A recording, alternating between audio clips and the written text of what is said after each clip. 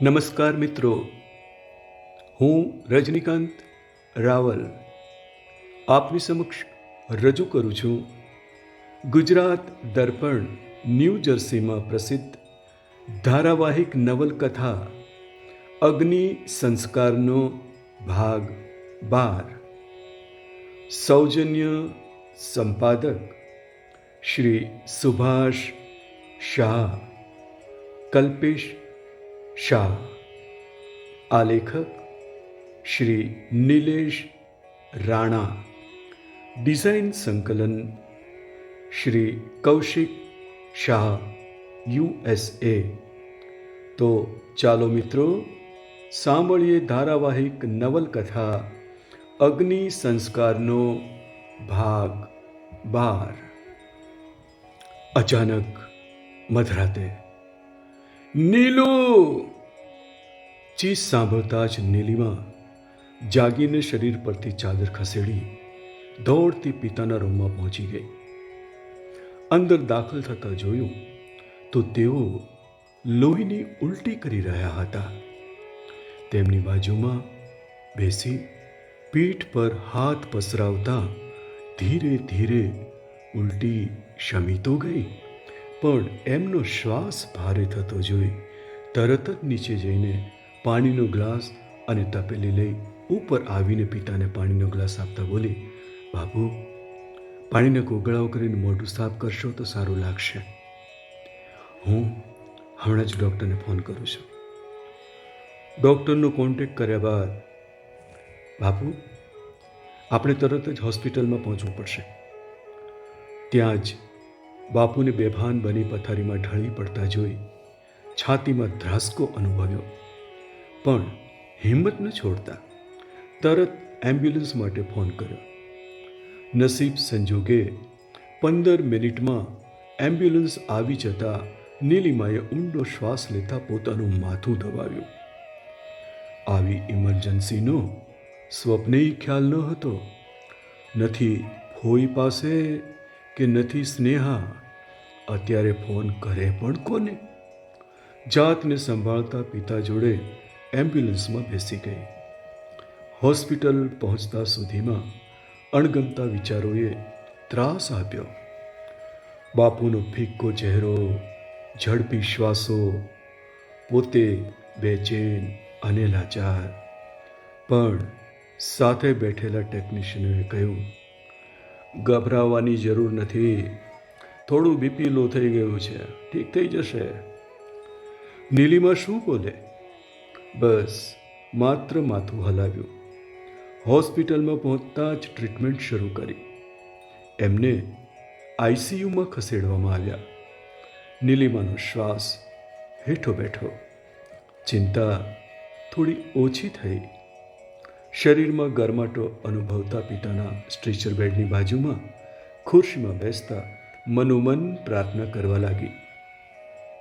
બેડમાં અર્ધબેભાન પિતા, જમણા હાથની નસમાં સોય દ્વારા વહેતું ગ્લુકોઝનું પાણી, ડાબા હાથની નસમાંથી બ્લડ ટેસ્ટ માટે લેવાતું લોહીનું સેમ્પલ, નાકમાં ઓક્સિજન આપતી નળી, હૃદયની ગોપી ધડકનો છાતી પર ચોંટાડેલા વાયર દ્વારા હાર્ટ મોનિટર પર દૃશ્યમાન થતી નીલિમા જોઈ રહી। અહીં માત્ર જોવાનું, બોલવાનું નહીં, શ્વાસ લેવાના પણ ગૂંગળામણ અનુભવતા। સાથે નથી ફોઈ કે સ્નેહા, માત્ર આંખો તાકતી ડરામણી ખામોશીનો સામનો કરતા નીલિમા સ્વસ્થ થવાનો પ્રયત્ન કરવા લાગી। હોસ્પિટલ અને આઈસીયુનો પ્રથમ અનુભવ બહારની દુનિયાથી સદંતર અલગ, જીવન ને મરણની સીમા પાર કરતા અટકાવવાની મથામણ, આઈસીયુમાં કામ કરતી અજાણી વ્યક્તિ સાથે ઓળખાણ થતાં બંધાતો વિશ્વાસ, ઉજળી થતી આશા, ગમવા લાગતા આશ્વાસનસભર શબ્દો। નીલિમાના મનમાં એક જ ઈચ્છા, ડૉક્ટર જલ્દી આવે તો સારું. ડૉક્ટર પટેલના આવતા જ નીલિમાએ હાશ અનુભવી. મનોહરને તપાસી બ્લડ રિપોર્ટ ચેક કરી નર્સને સૂચના આપી. ડૉક્ટર પટેલ નીલિમા પાસે આવતા બોલ્યા, તારા ડેડીનું હેમોગ્લોબિન 7 ગ્રામથી ઓછું હોવાથી એમને બ્લડ આપવું પડશે. તારે પેપર સાઇન કરવા પડશે. અંદર અને અંદર તૂટતા બહાર અકબંધ હોવાનો આભાસ ટકાવતા નીલિમા બોલી, હા હા, હું સાઇન કરીશ. એમનું બીપી હવે નોર્મલ છે. Good sign. મારે એમને ઓપરેશન થિયેટરમાં લઈ જવા પડશે. ઓપરેશન? નીલિમાના મુખમાં હવાઈ જતા આગળના શબ્દો. લોહી અન્નનળીમાંથી કે જઠરમાંથી પડે છે એ જોવા માટે એન્ડોસ્કોપી કરવી પડશે. એન્ડોસ્કોપી એટલે શું? ડૉક્ટર પટેલે સમજાવતા નીલિમા બોલી, ઓહ, મને એમ કે મોટું ઓપરેશન કરવું પડશે. પછીના 2 કલાક, જાણે 2 મહિના. ORમાંથી બહાર આવી ડૉક્ટર પટેલે નીલિમાને કહ્યું, તારા ડેડી બચી ગયા છે, પણ તબિયત નાજુક છે. એમની અન્નનળીમાંથી થતો લોહીનો સ્ત્રાવ મેં અટકાવી દીધો છે. એમને 2-3 દિવસ હોસ્પિટલમાં ઓબ્ઝર્વેશન માટે રાખવા પડશે. હું એમને મળી શકું? થોડી વાર ICUમાં બેસ. નર્સ તારા ડેડીને લઈ આવશે. તેઓ ઠીક છે. સવાર પડતા પિતાને હોશમાં આવતા જોઈ નીલિમા પણ હોશમાં આવી. બાપુ, બાપુ હવે કેમ લાગે છે? સારું લાગે છે. તમારે ચિંતા કરવાની જરૂર નથી. હું બધું સંભાળી લઈશ. પિતાની આંખોમાં ચમકતા આંસુઓ જોતા, હું તમને છોડીને ક્યાંય જવાની નથી. નર્સે આવતા જ કહ્યું, તમે થોડી વાર બહાર જશો? અમારે દવા અને ટ્રીટમેન્ટ આપી છે. ત્યાં બીજી નર્સ દાખલ થતાં નીલિમા ICUની બહાર લોબીમાં ઊભી રહી અને મોબાઈલ પર ફોઈનું કોન્ટેક્ટ કરતા અજીતે ફોન ઉપાડ્યો. ફોઈ છે? તેઓ સૂવે છે. મામાની તબિયત કેમ છે? બાપુ હોસ્પિટલમાં છે. પછી ટૂંકમાં હકીકત જણાવી આગળ કહ્યું, એમને ઉઠાડતો નહીં, ખબર આપી દેજે. એમની સર્જરી ક્યારે છે? આવતા વીકમાં રાખી છે, પણ તું ટચમાં રહેજે. કામ હોય તો તરત ફોન કરજે. જરૂર. તમે ફોઈનું ધ્યાન રાખજો. કહેજો ચિંતા ન કરે. ડૉક્ટર પટેલને ICUમાં દાખલ થતા જોઈ નીલિમા એમની પાછળ અંદર ગઈ. નર્સ સાથે વાત કરી ડૉક્ટર પટેલ નીલિમાને લઈને મનોહરના બેડ પાસે આવતા પૂછ્યું, તમારી દીકરી કેટલી ચિંતા કરે છે તમે જાણો છો? એ તમને સમયસર અહીં લઈ આવી, નહીં તો. મનોહરે આંખો પટપટાવી. તમારે 2 દિવસ અહીં રહેવું પડશે, કદાચ વધારે. સારું. તમે કહ્યું હતું કે આનું કોઈ ઈલાજ નથી તો? પિતાને બોલતા જોઈ નીલિમા રાજી થઈ. ડૉક્ટર, તમે લીવર ટ્રાન્સપ્લાન્ટ માટે? નીલિમા, હા, ઓપ્શન છે, પણ વિચારીશું. હું બાપુને મારું લીવર આપવા તૈયાર છું. કેમ નહીં?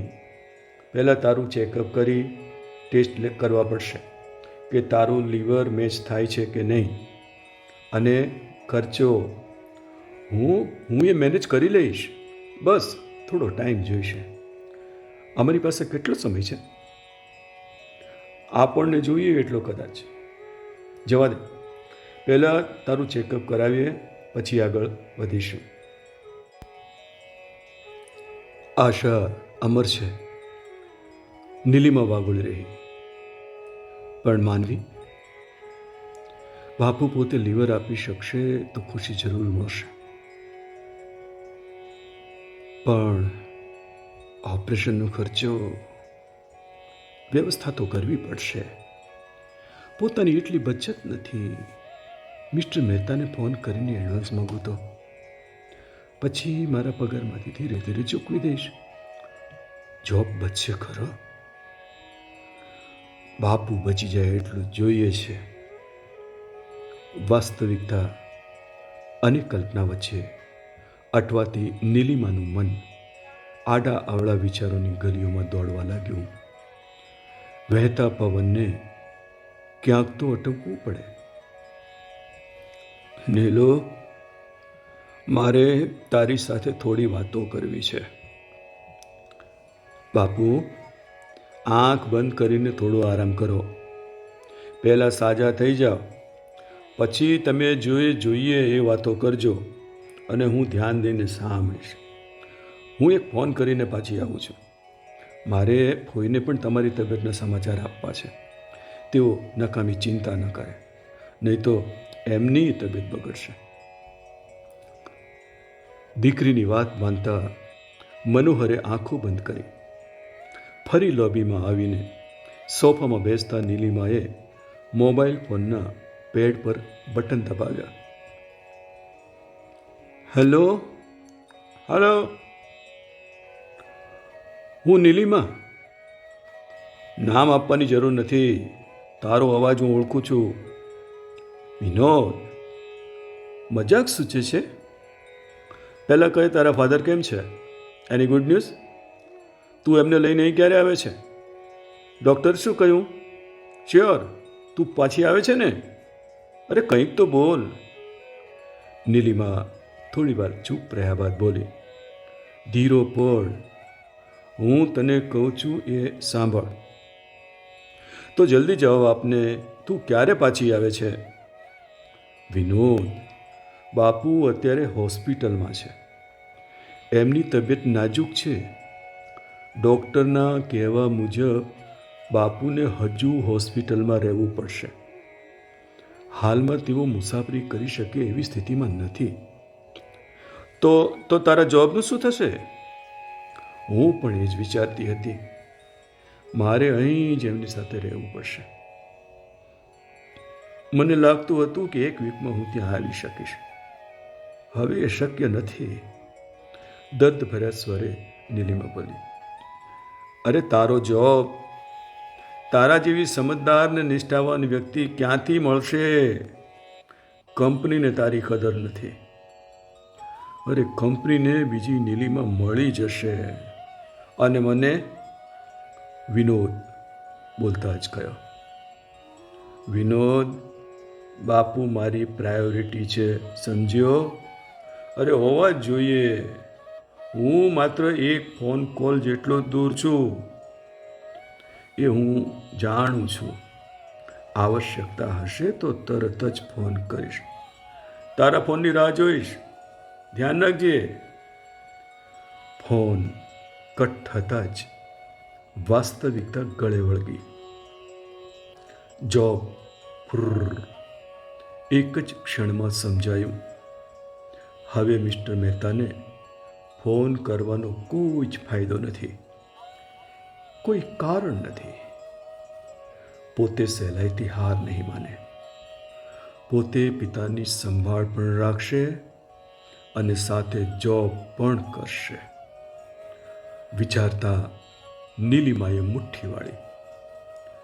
બાલ્કની પાસે ઊભા રહેતા એણે નજર દોડાવી. આકાશ સ્વચ્છ હતું.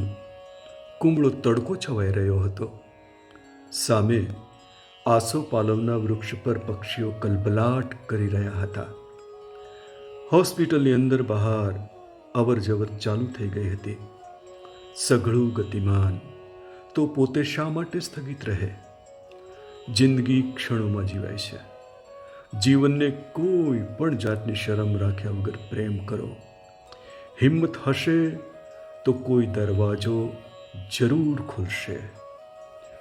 થોડા ઊંડા શ્વાસો લઈ સ્વસ્થ થવાનો પ્રયત્ન કરતા જ્યાં બે ડગલા ભર્યા અને સામેથી આવતી વ્યક્તિ પર નજર પડતા જ પરિચિત ચહેરો.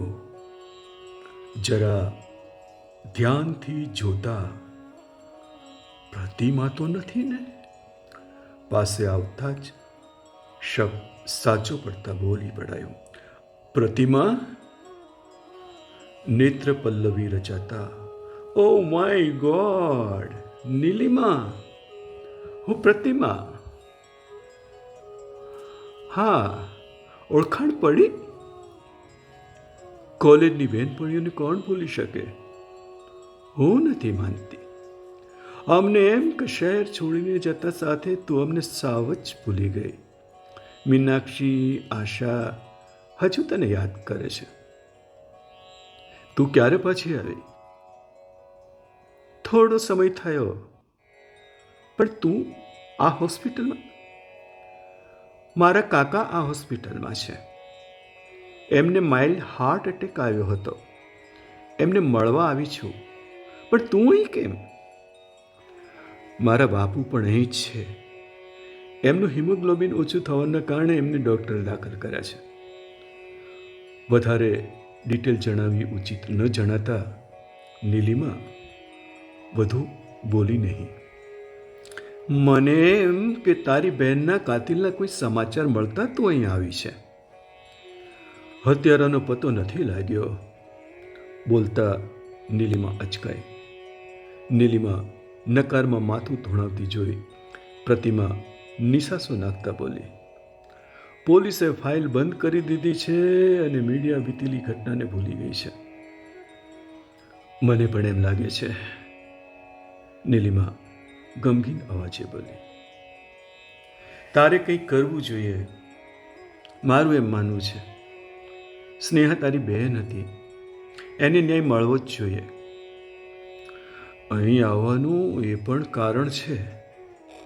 બાપુની સારવાર સાથે એમની તબિયત સુધરતા હું એ જ કરવાની હતી. સારું થયું તે મને હિંમત આપી. હું એ જ વિચારતી હતી કે આગળ વધવું કેમ, ક્યાંથી શરૂઆત કરું. કરવાનું શું? પોલીસ ખાતામાં જઈને કેસ ખોલવાની માગણી કર, ફોર્સ કર. મારો ફોન નંબર તને આપું છું. તને ટાઈમ મળે ત્યારે આપણે ચાર એકવાર ભેગા થઈએ.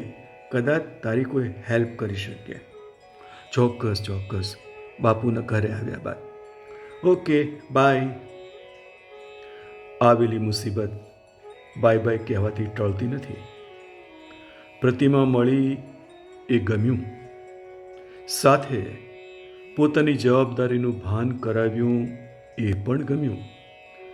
બાપુને યાદ રાખ્યા તો સ્નેહાને કેમ ભૂલી જવાય?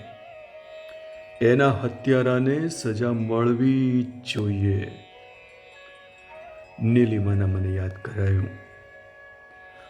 તે વિનોદને ફોન કર્યો પણ નિકિતાને ભૂલી ગઈ. ઓહો, ભૂલ થઈ ગઈ, મોટી ભૂલ થઈ ગઈ. સ્વગત બબડતા તરત જ નિકિતાનો કોન્ટેક્ટ કર્યા. નીલિમા, હું તારા જ ફોનની વેઇટ કરતી હતી. તું ક્યારે પાછી આવે છે? નિકિતા ખાંસીને ગળું સાફ કરતા, મારાથી પાછું નહીં અવાય. બાપુની તબિયત ઠીક નથી. એમને સાચવવા માટે મારે અહીં જ રહેવું પડશે, એ નક્કી છે. વાતનો સ્વીકાર કરતા નિકિતા બોલી, ઓ, હું સમજી શકું છું. તારા વગર મને નહીં ગમે. નવી પાર્ટનર શોધતા એ તારા જેવી ન નીકળી તો? અરે, મને ખાતરી છે તને મારા કરતાંય સારી અને કાબેલ રૂમમેટ મળશે. સોરી, મારા કારણે તારે શા માટે ખોટું લગાડે છે?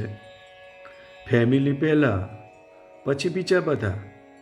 પણ મને ભૂલતી નહીં. બંધાયેલા અમુક સંબંધો જીવન પર્યંત ભૂલાતા નથી. તારો જોબ કેમ ચાલે છે?